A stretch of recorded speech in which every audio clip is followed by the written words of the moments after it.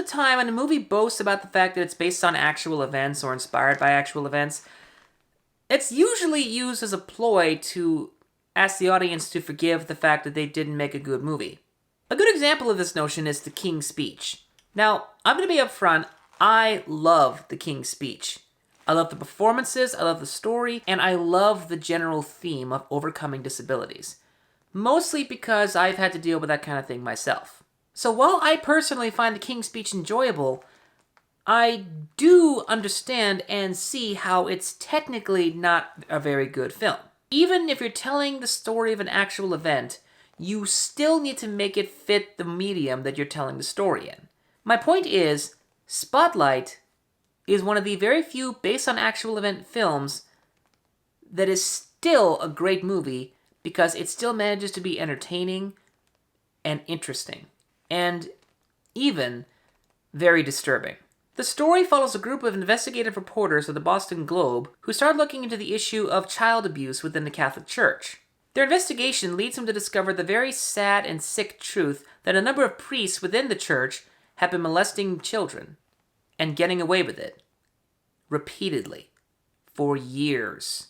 Probably the best part of this entire film is that it tackles this very disturbing and scary subject matter in a very, very meaningful way. It doesn't try to hit you over the head with how sick the whole situation is, and it doesn't try to bombard you with so much sickening stuff that you can't look at the film. The film is actually very subdued while still being very strong. And a lot of that rests in the very great writing, wonderful acting, beautiful cinematography, fluid direction, and well-intended purpose. Michael Keaton especially delivers one of his best performances since Birdman. And of course, because it's a movie about investigative reporters, there is a lot of talking.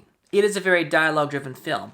Fortunately, the dialogue is always good and always interesting to listen to. And everyone's acting stays really, really good and really fluid. This is one of those rare films that actually succeeds in turning reality into art. And what I mean by that is that it literally feels like people just happened to have been there in the moment when this event was occurring. At one point, you stop seeing the actors, the camera movements, and you stop hearing the music, and you just see the event. Most of the time, that doesn't really work out very well, but every once in a while, when it's done right, it can be beautiful.